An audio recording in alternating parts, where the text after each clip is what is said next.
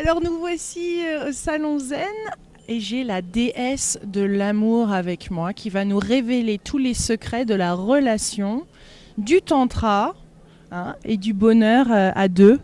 Mais avant tout, ça passe par soi. Absolument. Alors bien sûr, aujourd'hui, on parle beaucoup de la relation et de la relation à soi, mais surtout la relation avec l'autre. Comment être en amour, en relation, en communication avec l'autre. Et le tantra est vraiment une possibilité, peut vous donner la possibilité de trouver un chemin nouveau sans doute, mais très exaltant et enrichissant. Alors qu'est-ce que le tantra? Comment on définit le tantra? C'est une pratique sexuelle? C'est plus avant tout un travail énergétique? C'est quoi? C'est beaucoup de choses. Alors, on parle souvent du tantra comme quelque chose de sexuel. En réalité, c'est une toute petite partie du tantra. C'est avant tout déjà de se mettre en ordre avec soi sur le plan énergétique, mental, physique et spirituel. Et l'intérêt, c'est de pouvoir amener la spiritualité dans sa vie d'une manière très très simple et naturelle, parce que aujourd'hui, on est un petit peu fatigué des religions, de toute notre éducation qui a été assez restrictive finalement par justement toute la culture judéo-chrétienne, et qu'aujourd'hui, on n'y croit plus du tout. Alors, quoi faire? Et le tantra est avant tout quelque chose qui nous remet en contact avec notre humanité. Donc ce que vous expliquez, c'est qu'il faut d'abord être en contact avec soi-même et d'abord se reconnecter, parce que ça démarre par soi. Avant de pouvoir donner à l'autre et d'être en véritable communication et synergie, ça démarre. Alors comment on fait pourquoi c'est si essentiel en fait de se reconnecter à soi-même, et comment on peut faire? Alors bien sûr, À l'extérieur. voilà, c'est ce que j'allais dire, c'est qu'on est toujours en train de chercher la solution hors de soi. Or, la solution, elle est avant tout à l'intérieur, en soi, et que nous avons des potentiels absolument incroyables, et que dans notre société aujourd'hui, on n'est pas du tout conscient de cette capacité. Donc, c'est tout simplement de revenir à notre richesse intérieure, à nos dons, et que vous allez me dire, mais comment je fais? Eh bien, tout simplement, il faut faire confiance au corps. Donc, dans le tantra, on travaille, c'est entre guillemets, en tout cas, on met en mouvement son corps par différentes choses, par des structures, des exercices dans lesquels on va travailler avec le souffle, le son, le mouvement, la danse, l'expression aussi de la parole juste, la parole qui vient de soi vraiment, de dire sa vérité, entre autres. Et puis aussi, surtout, de savoir écouter l'autre. Simplement de pouvoir l'accueillir comme il est, sans jugement. Alors là, c'est plus difficile parce que on est très habitué à faire des cases. Ça, c'est bien, ça, c'est pas bien, ça, c'est j'aime, ça, je n'aime pas. Or, le tantra dit, on accepte le tout, on fait avec ce qui est. Et accepter le tout ne veut pas dire que j'adhère au tout. Mais dans la situation, comment je peux transformer cette situation d'une manière positive, parce qu'avant toute chose, le tantra est quand même un enseignement qui nous met dans l'attitude positive de la vie. Est-ce que j'ai envie d'être positive, de me lever le matin en me disant « Waouh, quelle belle journée !» Même s'il pleut, après tout, je peux faire plein de choses. Ou bien je dis « Ah là là, c'est fatigant !» et voilà. Et on s'enterre un petit peu plus à chaque instant de cette manière, avec les pensées qui n'ont plus rien à voir avec notre vitalité, comment on se coupe de notre vitalité. Donc il y a aussi les exercices pour raviver, pour réénergétiser, pour faire circuler l'énergie et redevenir vivant. Alors comment fait-on justement pour se lâcher prise, parce que y a quand même un lâcher prise. Comment fait-on pour se donner complètement à l'autre et vraiment vivre une connexion, je veux dire, pas seulement physique, mais une connexion spirituelle avec une ouverture de cœur et une énergie qui va au-delà, enfin un lâcher-prise complet. Oui. Comment y arrive-t-on? Alors, lâcher-prise complet, ça fait toujours peur. Parce que qu'est-ce que c'est lâcher prise dans la pensée? C'est tout à coup, ah mon Dieu, qu'est-ce qu'il va m'arriver? Et le lâcher prise, c'est plutôt de retrouver justement la confiance en soi-même et de pouvoir s'abandonner. S'abandonner, on arrive à... Ça ne veut pas dire que si je m'abandonne, je deviens, excusez-moi le mot, mais une chic molle, hein, c'est pas ça. Dans le tantra, justement, on parle toujours des énergies yin-yang, c'est-à-dire du masculin et du féminin. Et c'est vraiment l'alchimie du masculin et du féminin. Donc déjà, j'apprends à refaire l'alchimie en moi de ce masculin, de ce féminin, pour être entière. Et à partir de là, je peux entrer en relation beaucoup plus facilement avec l'autre. Parce que sinon, j'ai tendance aussi à me perdre dans l'autre. Et puis, je ne sais plus où je suis et donc je ne vais pas répondre ou en tout cas être capable d'affirmer ma position ou mes choix, mes désirs en fonction de moi-même. Je vais le faire simplement en réponse aux autres, qu'est-ce qui est bien, qu'est-ce qui n'est pas bien. Et que dans notre culture, nous sommes assez partagés. C'est un peu la culture de la dualité. Or, le tantra, c'est non pas la culture, c'est vivre sa totalité, en harmonie avec soi, avec l'autre. Et les choses sont des vagues. Ça monte, ça descend, c'est pas toujours comme on aimerait, mais ce n'est pas grave. Qu'est-ce que je fais avec la situation ? Donc vous avez des CD de relaxation, de méditation, de musique qui aideraient justement à favoriser cet état d'esprit. Oui, bien sûr. Alors, la musique est très importante, hein. C'est justement, moi en tant qu'artiste, je ne peux pas me passer de la musique et j'ai créé une méditation en mouvement parce que c'est plus facile d'entrer dans le mouvement pour pouvoir lâcher le mental et s'abandonner au corps et aux sensations parce que c'est vraiment un travail sur les sensations. Donc c'est une manière déjà d'arriver à se centrer et à se connaître un peu mieux de l'intérieur. Donc il y a un CD de méditation en mouvement qui s'appelle CD des 4 directions et qui est avec une très belle musique qui a été construite par mon compagnon Olivier Bessigné et moi-même je chante dans cette méditation. Donc voilà, je vous invite à faire l'expérience. Et ça c'est une méditation qui pourrait se faire à 2 ? Absolument. Ça se fait tout seul, à 2, en groupe. Il n'y a pas de limite. On peut avoir 10 ans, on peut avoir 80 ans. C'est absolument à la portée de tout le monde parce que les mouvements sont très très simples et absolument tranquilles. Donc il n'y a pas de danger. Donc, est-ce que vous diriez que l'énergie sexuelle, c'est la même que l'énergie spirituelle ? Alors parlons de l'énergie sexuelle parce que l'énergie sexuelle souvent est considérée comme à part de notre énergie. Or, notre énergie sexuelle, c'est notre vitalité à la base qui peut être utilisée pour la sexualité, mais aussi pour venir nourrir tous nos autres chakras.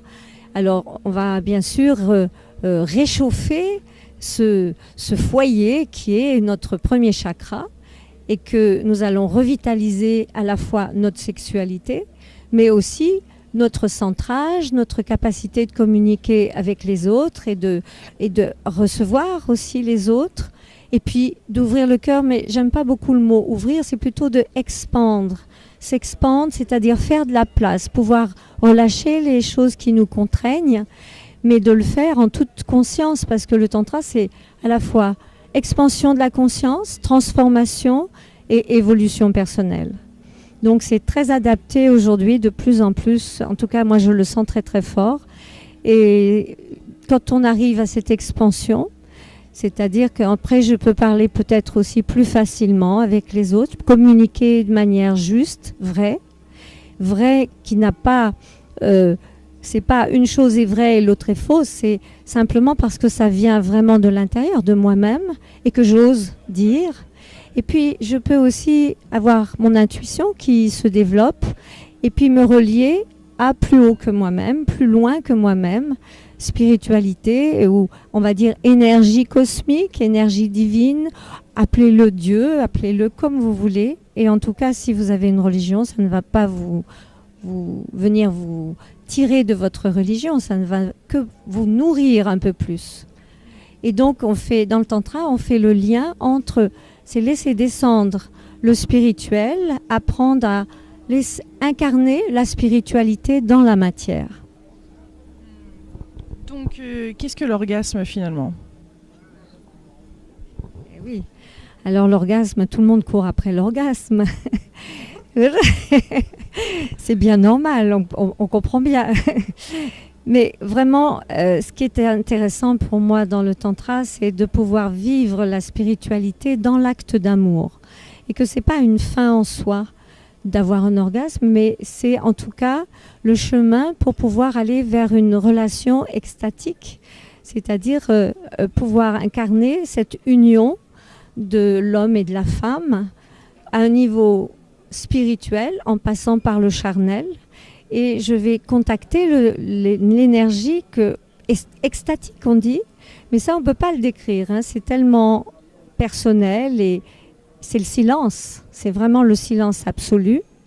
Et puis petit à petit on l'intègre en soi-même et puis on peut se détacher de l'autre et revenir à soi. Donc chacun est nourri de cette expérience et c'est fabuleux. Donc ça donne une autre dimension à la relation d'amour. Est-ce que c'est possible d'atteindre donc cet orgasme sans rapport physique, c'est-à-dire purement par la méditation ou par... Alors il y a des exercices tantriques par lesquels en tout cas on peut atteindre cet orgasme extatique sans pénétration, c'est-à-dire sans acte sexuel, parce que c'est purement énergétique. Et ce qui est formidable, c'est que je peux le pratiquer tout seul, toute seule, tout seul. Je peux vraiment le vivre pour moi-même. Et alors après, si je peux le partager avec quelqu'un, eh bien c'est formidable. Donc, sans rentrer dans les détails, mais comment fait-on pour y arriver tout seul? Je ne vais pas vous faire une démonstration. Mais en tout cas, il y a tout un travail avec le souffle et de mouvement dans le bassin, bien sûr. Et puis, on fait monter l'énergie chakra après chakra. On monte tout, voilà, jusqu'au 7e, même 8e chakra, hein, donc avec la connexion au-delà de soi.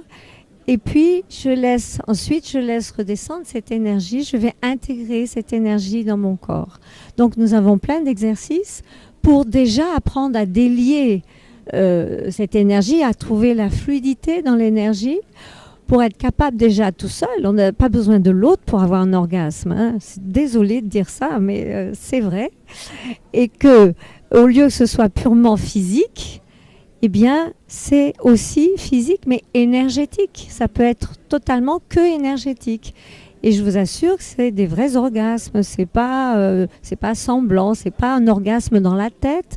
Même si on pourrait parler aussi d'orgasme au niveau de l'énergie, enfin du 7e chakra, c'est sûr.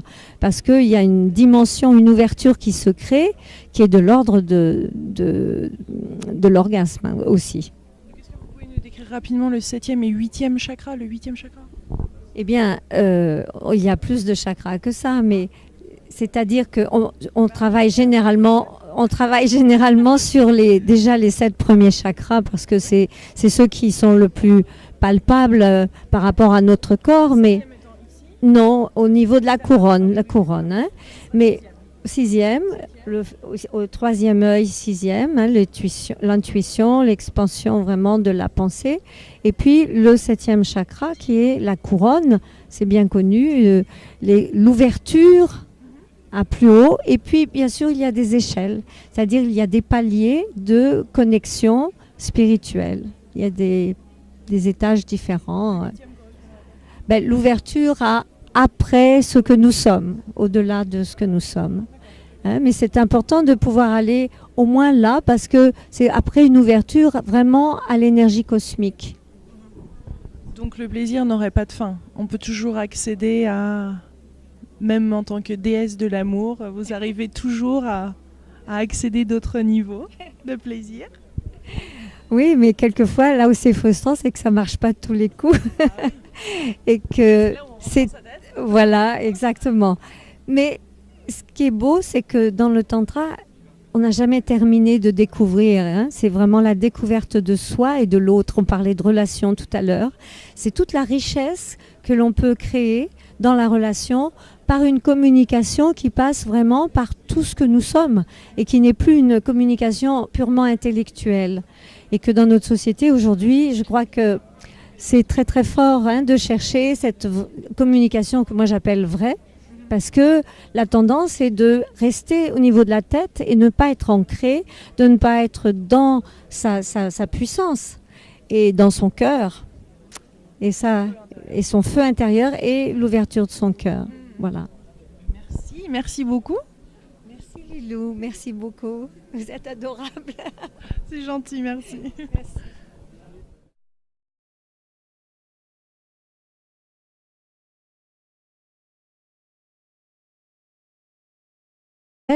En réalité, c'est une toute petite partie du tantra.